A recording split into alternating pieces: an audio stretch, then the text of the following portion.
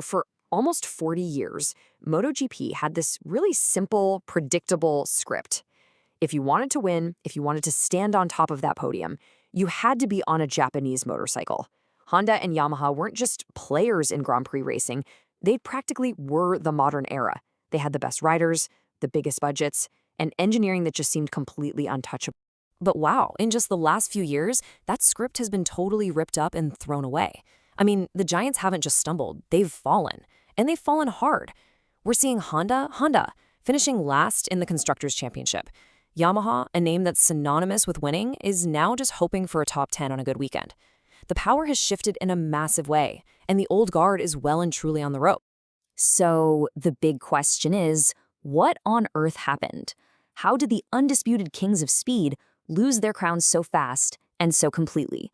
And look, this isn't just a case of bad luck or one bad season. It was something way, way deeper. All right, so let's really dig in here and try to unpack this mystery of Japan's fall from the top of MotoGP. What we're really looking at here is a perfect storm. It's not like there's one single smoking gun you can point to. Instead, it's this deadly mix of a tech revolution they were way too slow to adopt, a strategy they completely missed, and a company culture that just got left in the dust by a new, more aggressive way of thinking.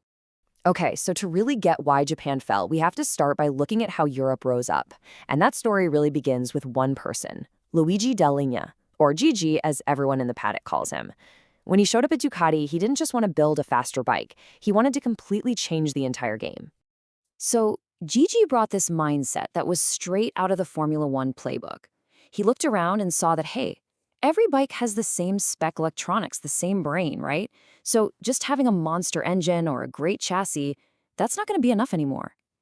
He changed the whole philosophy from just refining a motorcycle to engineering the most effective, complete weapon system you could put on two wheels.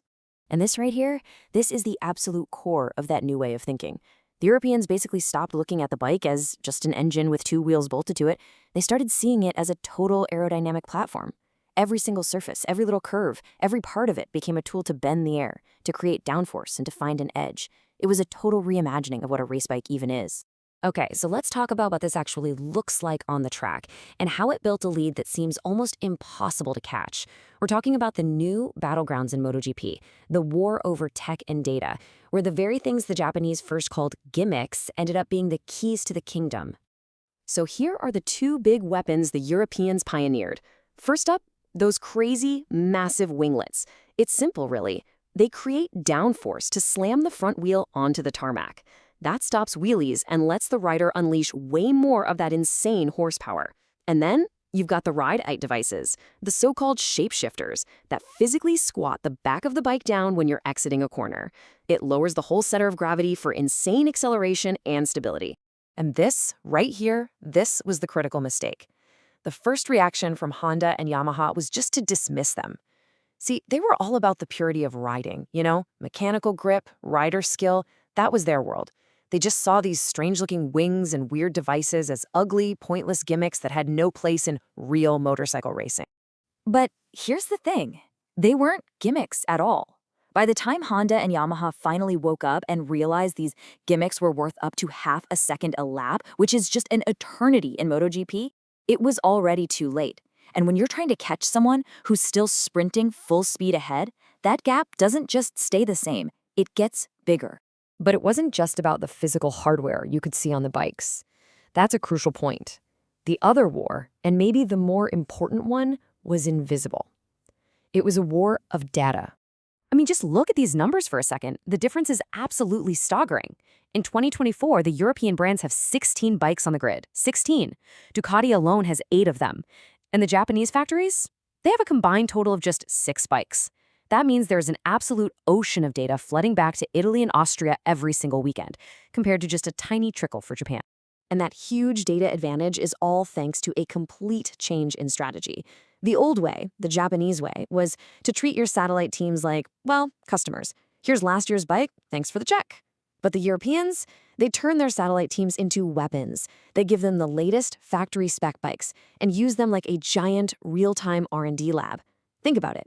When Ducati can try out 8 different things in one practice session, and Yamaha can only try 2, who do you think is going to learn faster?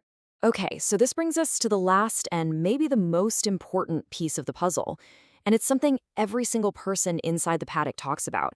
It's not about wings or computers. It's about a fundamental clash of cultures.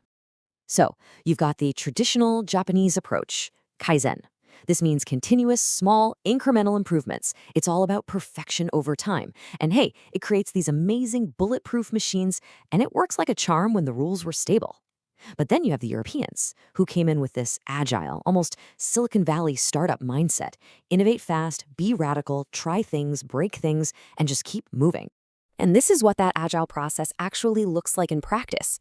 Literally, an engineer in Italy can have an idea on a Monday morning. By Tuesday, it's been 3D printed and it's in a wind tunnel. And by Friday, it's on the bike, on track, during a race weekend. Meanwhile, the very careful, very layered, very meticulous decision-making process back in Japan just couldn't possibly keep up with that insane speed. The sport demanded radical risks, and they chose to stay conservative. So, where does all this leave us? The old kings have been knocked off the throne. The big question now is, can they ever get back up? Well, there is a glimmer of hope on the horizon for them. We've got huge rule changes coming in 2027 that are basically designed to hit the reset button on the whole series. They're going to seriously cut back on the Aero and completely ban those ride height devices. This could be the exact reset that Honda and Yamaha have been praying for, right? It could neutralize the very areas where the Europeans built their massive lead. But until that day comes, the reality is pretty stark, and it's a huge lesson for anyone, really. Honda and Yamaha were the absolute masters of a game they pretty much invented. But then the game changed on them. The rules of engagement were rewritten, and the masters of the old game, well, they just didn't change with it. Which brings us back to the final question. So when you put all the pieces together, the crazy new tech, the huge data gap, and that fundamental clash of cultures, what do you think was the biggest factor in this incredible fall from grace? Was it the Aero? Was it the data? Or was it the culture?